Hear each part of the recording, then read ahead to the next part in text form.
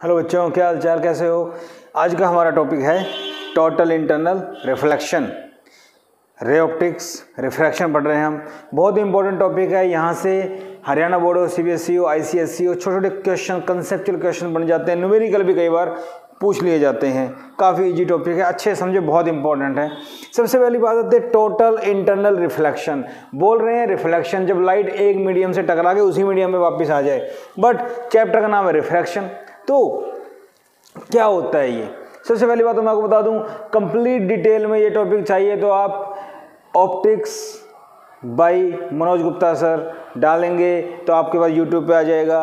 Otherwise अब total internal reflection by Manoj Gupta sir डालेंगे तो फुल लेक्चर जो डिटेल में नीट जेई को कवर करता है कंप्लीट खुल जाएगा।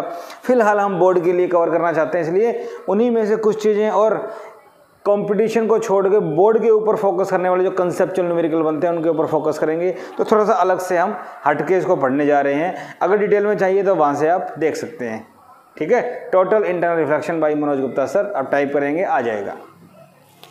तो सबसे पहली बात, टोटल इंटरनल रिफ्लेक्शन है क्या? जब रिफ्लेक्शन होता है तो थोड़ा बहुत ना एनर्जी का लॉस होता है, बट इस केस में 100% लाइट रिफ्लेक्ट होती है, ऑलमोस्ट 100% तो कुछ होता नहीं, और मैक्सिमम लॉस नहीं होता, मिनिमम लॉस होता है, मिनिमम। इसलिए इसका यूज हम करते हैं। होता क्या है, कंडीशन क्या होती है, देखो सपोज करो हमारे पास एक कंटेनर है, थोड़ा ब्रीफ में बताता हूँ, पानी से भरा हुआ है। ठीक है बेटा, हम एज्यूम कर लेते हैं। अब क्वेश्चन ये आता है, मान लो ये हमारे पास एक सोर्स है। क्या है बेटा? सोर्स। अगर एक रे ऑफ लाइट यहाँ से सीधी जाती है, सीधी निकल जाएगी। आई अगर 0 है तो आर भी 0 पता है। इसके बाद यहाँ से एक लाइट गई, ये रिफ्रैक्ट होती है आर एंगल पे, एंगल आई। इसको थोड़ा और बड़ा कर लेते हैं, अच्छे से स्पेस मिल जाएगा। इसके बाद मान लीजिए एक रे ऑफ लाइट यहाँ जाती है तो ये सरफेस का सीधी हो जाती है, तो ये आई हम कहते हैं क्रिटिकल एंगल के बराबर होगा। क्रिटिकल एंगल क्या हो तो बताता हूँ। एक पर्टिकुलर एंगल जिसके ऊपर रिफ्रैक्शन का एंगल 90 हो जाए, इसको बोलते हैं क्रिटिकल एंगल। लेकिन अगर हमारी इंसिडेंट रे जो डेंसर से एयर में जा रही है उसका एंगल क्रिटिकल से ज़्यादा है तो अंदर वापस आ जाती है, तो ये क्या हो गया? रिफ्लेक्शन। और टोटल कंप्लीट लाइट रिफ्लेक्ट हो रही है, इसलिए टोटल बोलते हैं। और इंटरनल क्यों बोलते हैं? क्योंकि बाहर कुछ नहीं जा रहा, सब अंदर के अंदर हो रहा है। इतनी बात आपके समझ में आ गई। तो टोटल इंटरनल रिफ्रैक्शन में क्या होता है, एंगल ऑफ इंसिडेंस क्रिटिकल के बराबर है तो रिफ्रैक्शन का एंगल 90 होता है, मतलब रे इंटरफेस के पैरेलल हो जाती है, और आई से ज़्यादा है तो अंदर आ जाती है। तो टोटल इंटरनल रिफ्रैक्शन को अगर डिफाइन करना हो तो क्या लिखेंगे? When ray of light goes from denser to rare medium, it get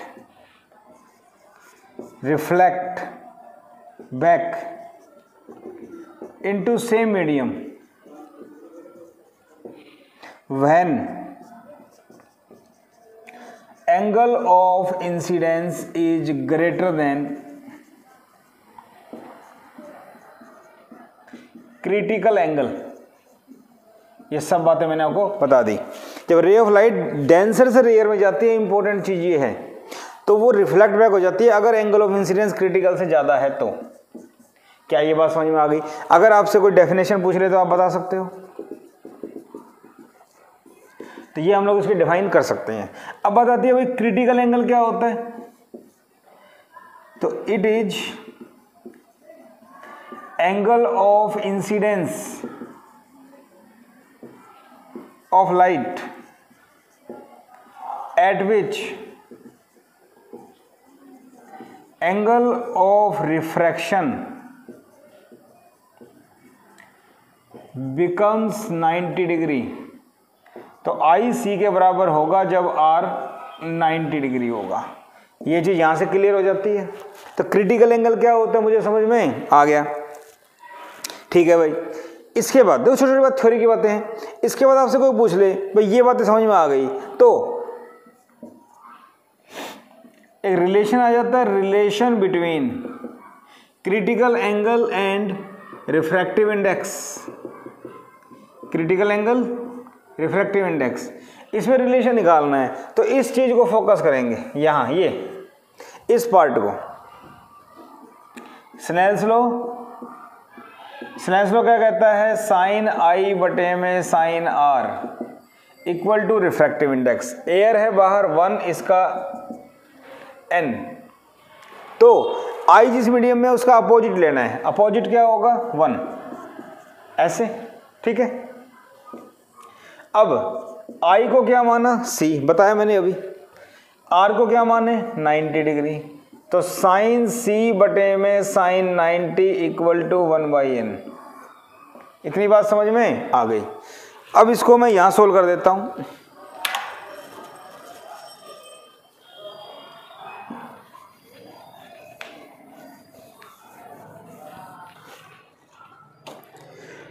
देखो भाई, साइन c बटे साइन 90 1/n, तो मेरे पास आ गया sine c equal to 1/n। Sine of angle critical equal to refractive index of denser medium and denser. Outside medium क्या है, रेयर मीडियम, रेयर मीडियम। अगर एयर की जगह कुछ दूसरा मीडियम आ जाए तो ये बन जाएगा sine c equal to 1/n2/n1।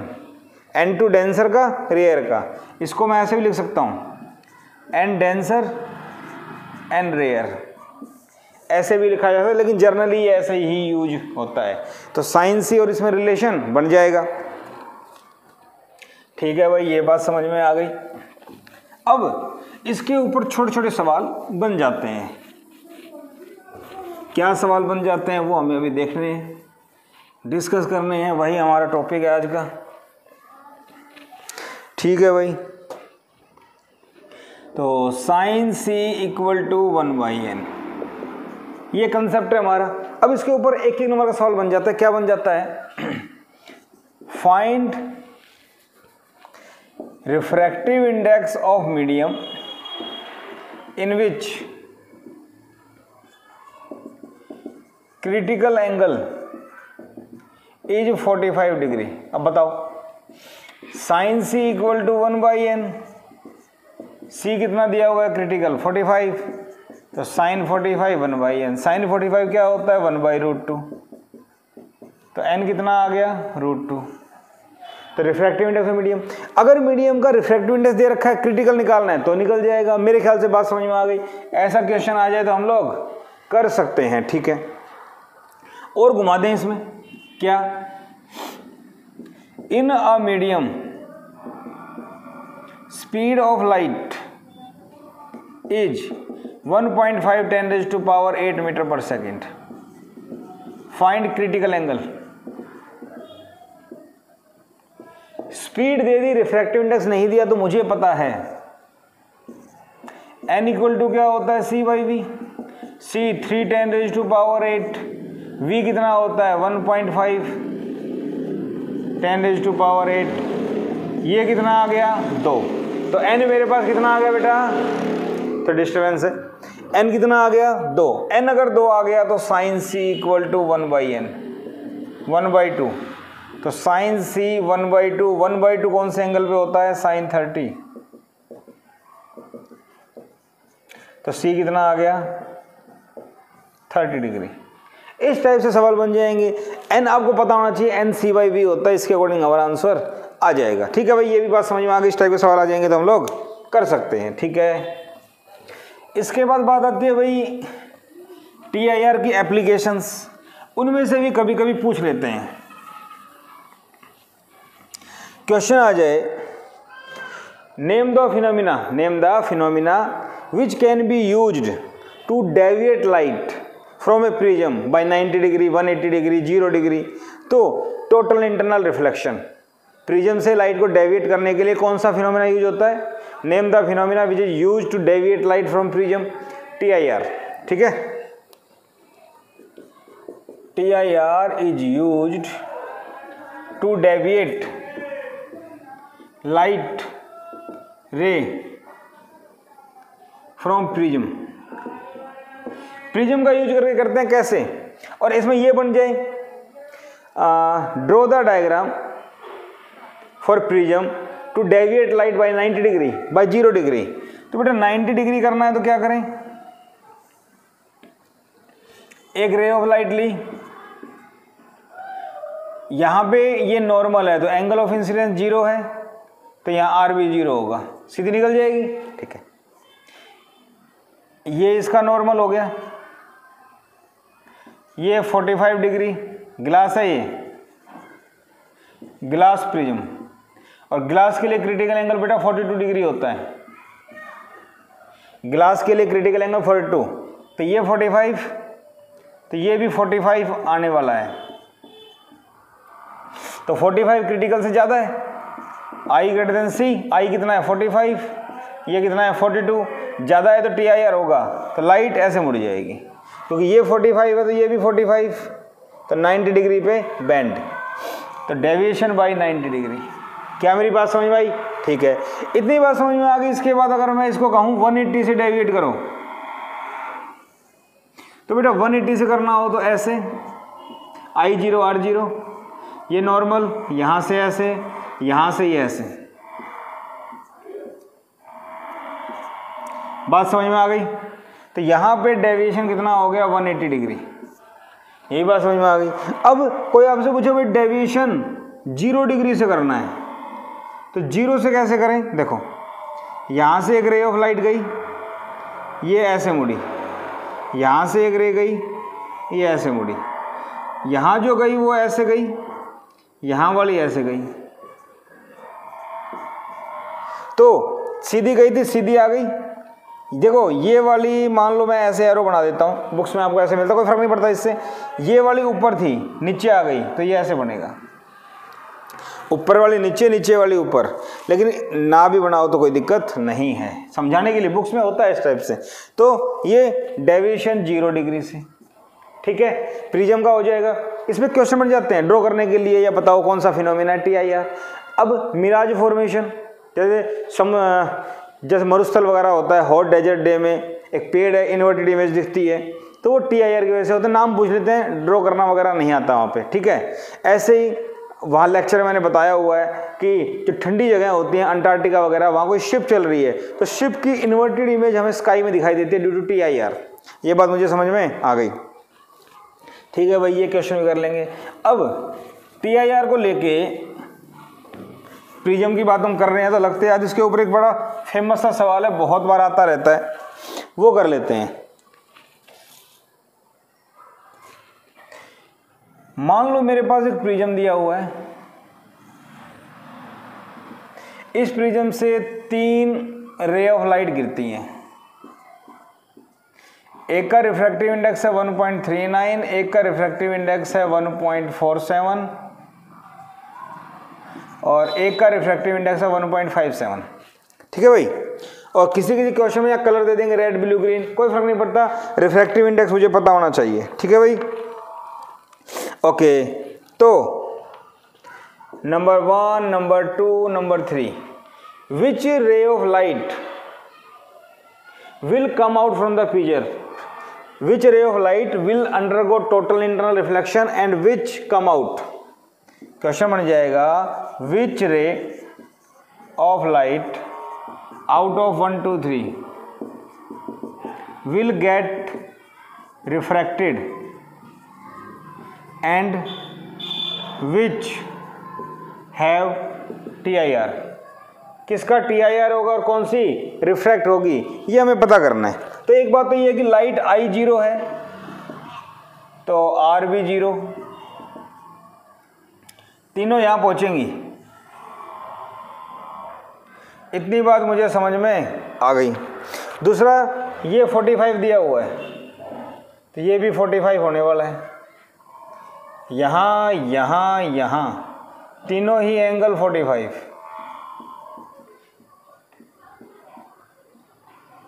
इतनी बात समझ में आ गई, ठीक है। फॉर फर्स्ट सुनना ध्यान से, पहली के लिए I कितना है, साइन I साइन 45 1/√2 1.414।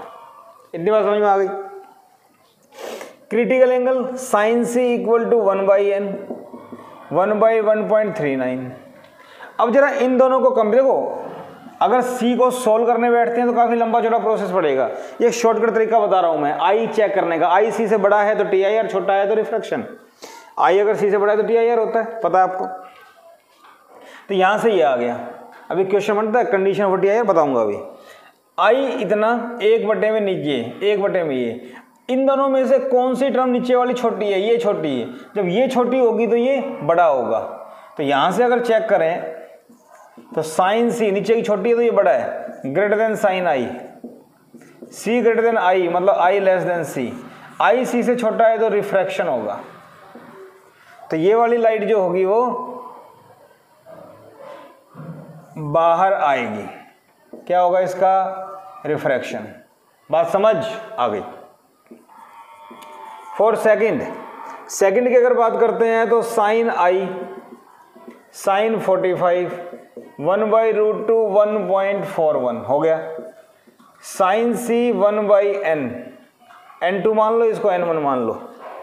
1/n2 क्या है? 1.47।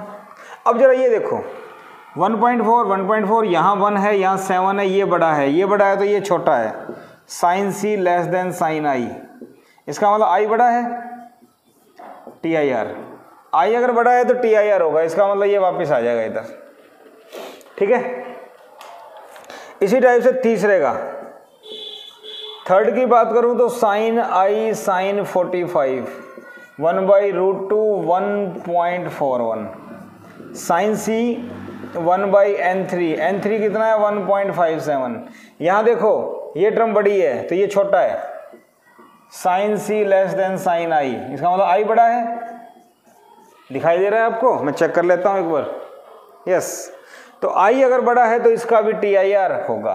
तो अच्छा क्वेश्चन है, बहुत बार आ चुका, कई बार रेड ब्लू ग्रीन नाम दे देते हैं इसको, ऐसे आ जाए, कर सकते हो। सिर्फ क्या करना है, आई 45 साइन आई निकाल लो, सी 1/n n दे रखा है, दोनों को कंपेयर कर लो बस। नीचे की टर्म जिसकी छोटी होगी वो बड़ा होगा। कंपेरिजन आसान, कोई कैलकुलेशन नहीं करनी है आपको, इजीली आप इसको सोल्व कर सकते हो। मैं इसको वेरी इंपॉर्टेंट की कैटेगरी में डाल देता हूं। बात समझ में आ गई? ठीक है भाई, ये क्वेश्चन भी मैं कर सकता हूं, मुझे समझ में आ गया।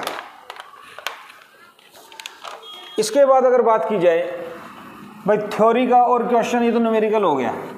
तो स्टार्टिंग की थी हमने TIR से, वहीं पे आ गया था, मैं आपको बताना भूल गया एक क्वेश्चन। क्वेश्चन बन जाता है condition for TIR। Condition for TIR बताओ, what are condition for TIR? हो गया। Derive relation between critical angle and refractive index. तो ये तो मैं करवा चुका आपको।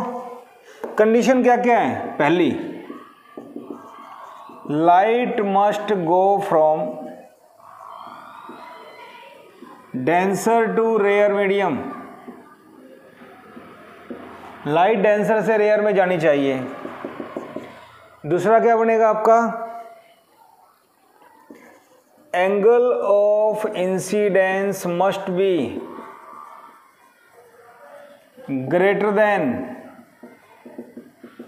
क्रिटिकल एंगल, मतलब i greater than c. Angle of incidence जो है वो क्रिटिकल से ज़्यादा होना चाहिए। ठीक है भाई, ये बात समझ में आ गई। ये भी इंपॉर्टेंट क्वेश्चन है, बहुत बार आता रहता है। इसके बाद और आगे बढ़ें तो एक एप्लीकेशन है ऑप्टिकल फाइबर। क्वेश्चन आता है name the phenomena, name the phenomena on which optical fibre depends. ठीक है भाई, TIR। इसी में सेकंड पार्ट पूछ लेंगे, राइट इट्स नेसेसरी कंडीशंस। तो नेसेसरी कंडीशन ये दोनों TIR की। तीसरा, ड्रॉ डायग्राम। तो डायग्राम क्या बनेगा ऑप्टिकल फाइबर के लिए? इस टाइप से हम एक ट्यूब लेते हैं, ट्यूब के अंदर हम एक हल्की सी क्लैडिंग करते हैं, पता है आपको, बताया था मैंने। लो रिफ्रैक्टिव इंडेक्स के मटेरियल की कोटिंग कर देते हैं। 1.48, इसका 1.5, इस टाइप से हो गया। एक रे ऑफ लाइट ऐसे गई तो इसका बार बार TIR होता रहेगा और ये फाइनली बाहर आ जाएगी। क्लैडिंग से क्या होता है, क्रिटिकल एंगल इंक्रीज हो जाता है। मैंने पीछे वाले लेक्चर में डिटेल में बताया हुआ है। क्लैडिंग से TIR क्रिटिकल एंगल बढ़ेगा तो ये ज़्यादा दूर दूर खुली जाएंगी, तो कम रिफ्लेक्शन होंगे। जितने कम रिफ्लेक्शन होंगे लॉस उतना ही कम होगा, क्योंकि 100% तो कुछ होता नहीं, थोड़ा बहुत तो लॉस होता ही है। इसके बाद आपसे पूछ सकते हैं इसके यूजेज बताओ। तो for communication, to transmit signals,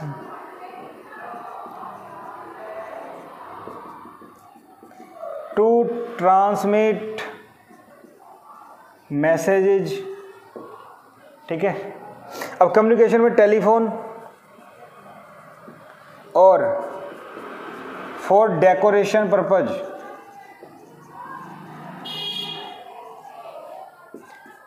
for medical purpose, endoscopy में भी हम इसका यूज करते हैं। एंडोस्कोपी में TIR का यूज होता है, लाइट रिफ्लेक्ट होती है उससे, ठीक है भाई।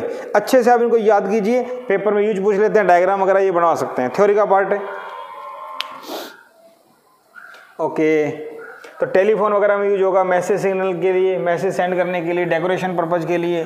तो 3-4 चीज़ें याद कर लो इसकी, ठीक है भाई। इतना भी समझ में आ गया, ये कर लेंगे। इसके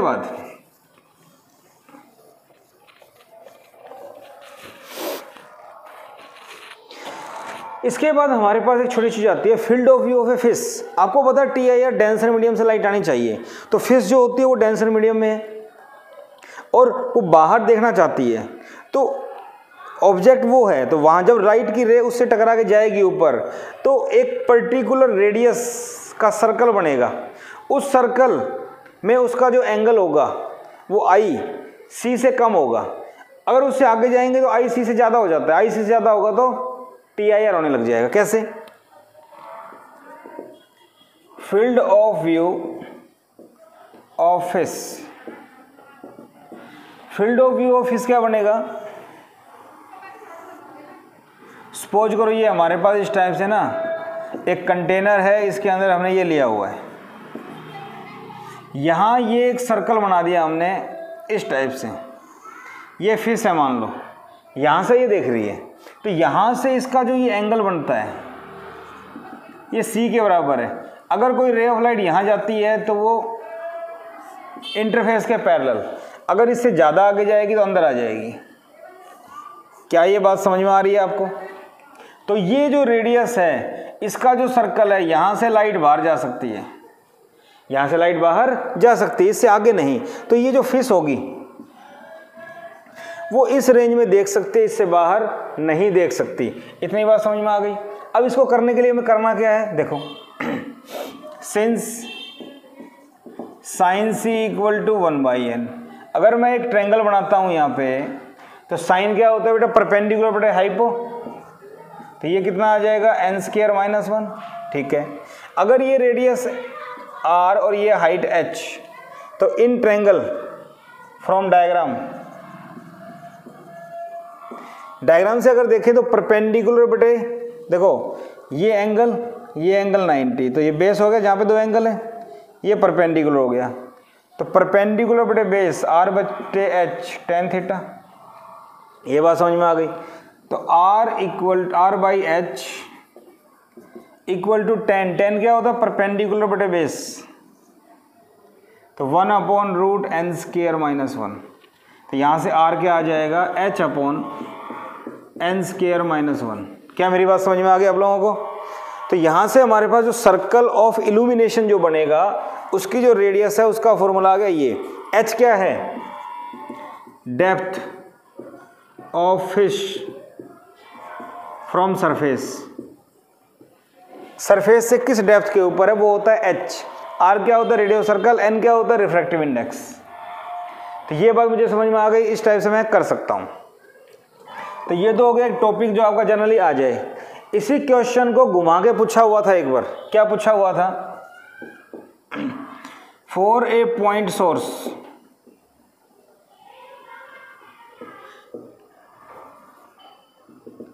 इनसाइड ए कंटेनर, एक कंटेनर में अंदर की तरफ एक पॉइंट सोर्स है, मान लो ये a disk is placed on surface of container, container के सरफेस पे एक डिस्क रख दी। What should be radius of disk या डायमीटर, रेडियस या डायमीटर कुछ भी of the disk, so that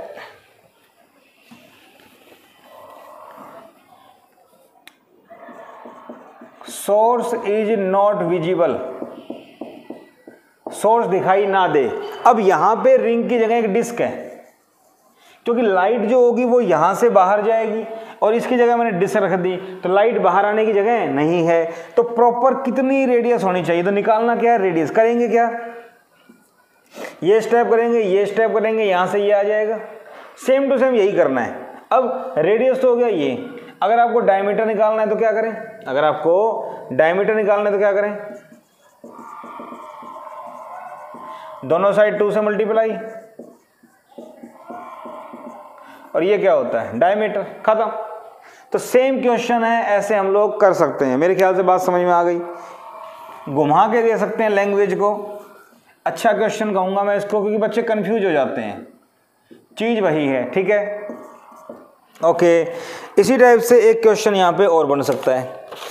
एक क्वेश्चन क्या बन सकता है भाई, एनसीईआरटी का क्वेश्चन है।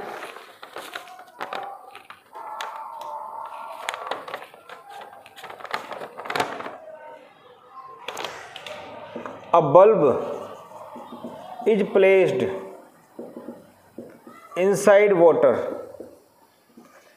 at a depth of 80 centimeter.